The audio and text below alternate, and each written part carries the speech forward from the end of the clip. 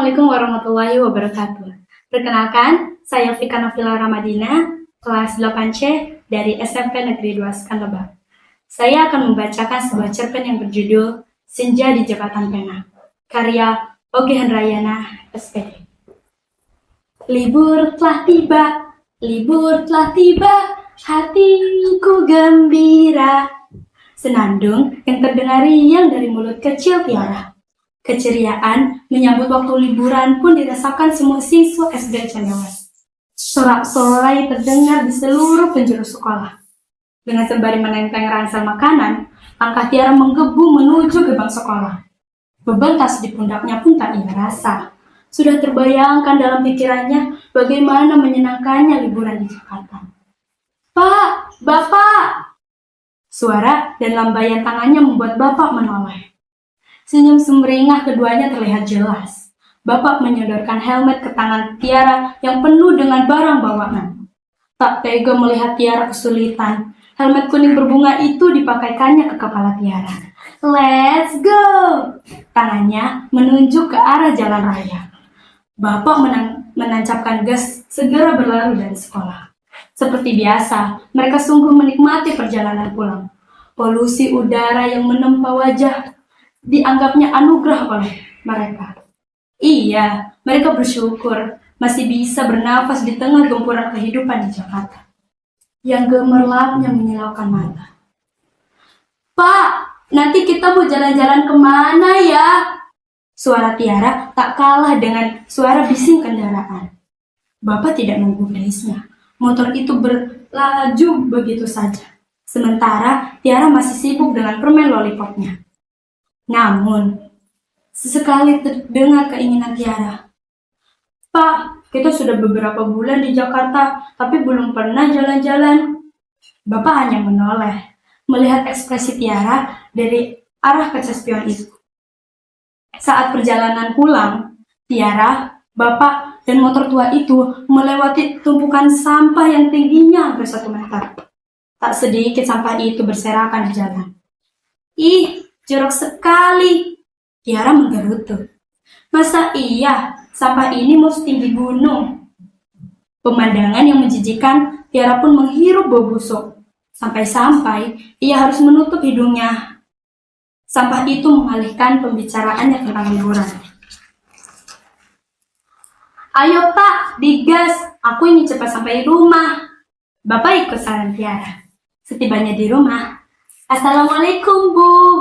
Tiara mencium tangan ibu. Belum sempat ibu menjawab salamnya, Tiara langsung mengomel.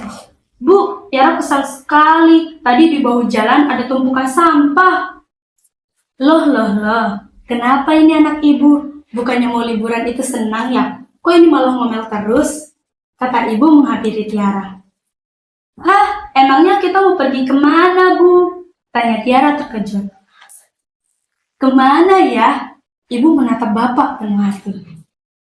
Aku dengar tadi Putri mau ke Bandung. Dan Laras mau liburan ke Malang. Suara Tiara makin pelan. Tiara bosan di rumah saja.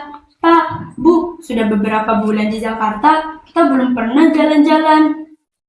Iya, nanti kita jalan-jalan. Sekarang kamu ganti pakaian dulu. Lanjut makan siang, oke? Ibu menenangkan. Saat Tiara makan siang di ruang TV, ia mendengar bapak dan ibunya membicarakan tentang liburan di dapur. Namun sayang, obrolan mereka tidak mengarah ke hal yang menyenangkan. Ada masalah yang harus Tiara dengar di antara percakapan kedua orang tuanya. Kasian loh Pak, Tiara, di saat anak-anak lain liburan ke tempat wisata, Tiara hanya diam saja di rumah. Keluh ibu sambil merapikan pakaian yang tadi sudah diangkatnya dari jemuran. Bapak juga mau Tiara senang di hari liburnya, kata Bapak. Tapi Bu, uang buat liburannya dari mana? Walaupun pelan, suara mereka tetap terdengar oleh Tiara. Suapannya terhenti. Tiara diam. Ia paham dengan situasi ini. Ia tidak memaksa apapun. Hari demi hari berlalu. Tiara menghabiskan waktu liburannya hanya dengan bermain gawai. Dunianya terbatas. Ia tidak melihat dengan nyata. Ia juga tidak bisa merasakan yang sebenarnya. Gawai hanya menghibur mata, tidak untuk hati. Siang ini, dari luar terdengar Mama Esther memanggil. Tiara, Tiara. Iya Tante, ada apa? Tiara sudah lebih dekat dan akrab dengannya dibandingkan perjumpaan mereka pertama. Kok kamu liburan diam saja di rumah? Logat Papuanya masih kentang. Iya Tante, aku bosan sekali di rumah, keluh Tiara. Ya sudah, nih bawa. Mama Esther menyodorkan satu karung kecil botol air mineral bekas. Hah, apa ini Tante? Tiara sangat bingung. Sudah, jangan banyak tanya. Ayo ikut Tante saja. Di sana kamu akan banyak teman baru. Saran Mama Esther, sang pejuang pendidikan dan lingkungan untuk kalangan bawah. Bu, aku ikut Mama Esther dulu ya. Tiara berlalu dengan salam. Iya, hati-hati ya nak, pesan ibu. Mama, titip Tiara ya. Mama Esther hanya tersenyum dan mengangguk. Tante, emangnya kita mau kemana? Tanya Tiara heran. Namun langkahnya tetap sigap mengikuti langkah Mama Esther dari belakang. Tante, jangan-jangan kita mau ke kolong jembatan ya? Ujar Tiara yang membuat langkah Mama Esther terhenti. Matanya yang tajam memandang Tiara. Tiara pun gugup dibuatnya dan merasa bersalah. Mama Esther berkata, iya, betul Tiara, kita akan pergi ke sana. Sampainya di sana, tampak jelas kehidupan di bawah jembatan. Gubuk-gubuk berjejer, sampah pun tak dielakkan di mana-mana. Namun, ada senyum yang menyambut mereka berdua.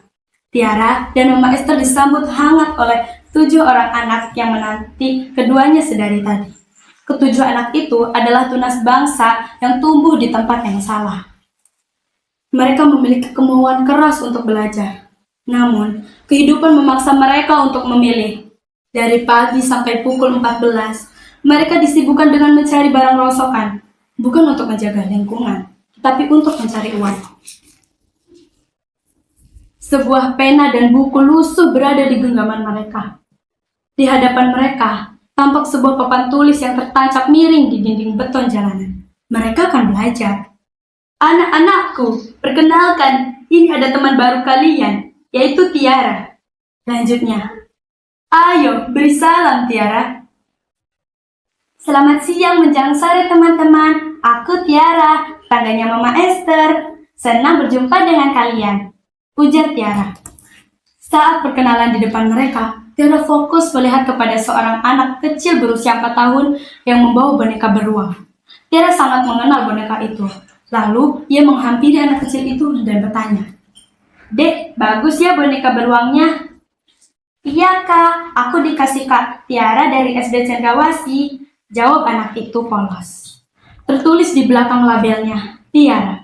Benar saja, ternyata boneka beruang itu milik Tiara yang disumbangkan saat ada acara bakti sosial di sekolahnya. Tiara sangat bahagia, barang kesukaannya berada di tangan yang tepat. Seakan boneka beruang itu menjadi penghibur anak kecil itu yang ditinggalkan ibunya meninggal dunia. Keduanya mendapat tepuk tangan yang mengharukan.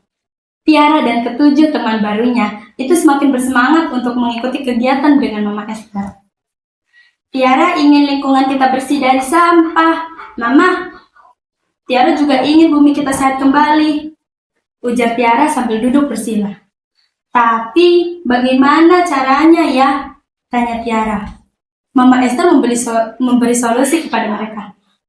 Bagaimana kalau kita gunakan jurus 3R saja? Tiara penasaran. Jurus 3R itu apa, Mama? Jurus 3R itu berasal dari singkatan Reduce, Reuse, dan Recycle. Jelas Mama Esther. Reduce berarti mengurangi sampah, sarannya. Misalnya, Tiara dan yang lainnya bisa membawa botol minum sendiri dari rumah untuk mengurangi sampah botol plastik. Reuse berarti menggunakan sampah kembali. Misalnya, kaleng bekas biskuit yang bisa digunakan kembali untuk tempat menabung. Lanjut Mama Esther. Recycle berarti mendaur ulang. Kalian bisa memanfaatkan botol bekas untuk dijadikan tempat menyimpan alat tulis. Itu artinya kita bisa menjaga lingkungan dan dapat uang juga ya Mama. Celoteh Anton, salah satu dari ketujuh teman baru Tiara. Nah, itu hasil dari mendaur ulang sampah, kita bisa menjualnya kembali. Jadi, kita sekali mendayung, 2-3 pulau terlampaui. Ujar Mama Esther setuju. Tiara dan teman-temannya mengangguk mengerti. Oh, begitu Mama. Lanjutnya. Oke deh, kita mau coba jurus 3R untuk mengurangi sampah. Mereka sangat antusias mengikuti instruksi Mama Esther. Mereka membuat kerajinan tangan dari botol bekas. Semuanya gelak canda dan tawa. Mereka bersaing di antara kedapnya jembatan. Kini tibalah senja. Tak sadar air mata Tiara yang hangat mengalir di merah pipinya. Tiara memeluk Mama Esther dengan erat. Dia sangat berterima kasih sudah mengajaknya ke tempat ini. Di antara riuhnya ibu kota dan tawa mereka yang berada di kolong jembatan, membuat Tiara termenung dan selalu bersyukur. Ada hal lain yang membuat hatinya senang dan hidupnya berguna. Tidak penting lagi berlibur ke tempat yang jauh. Namun, dengan menghibur hati dengan ini bisa melebur diri dengan sandaran hati banyak anak negeri. Demikianlah tadi pembacaan Capek Senja di Jembatan Pena. Semoga dari isi cerita tersebut kita bisa mengambil hikmah agar kita selalu bersyukur dengan apa yang kita miliki. Wassalamualaikum warahmatullahi wabarakatuh.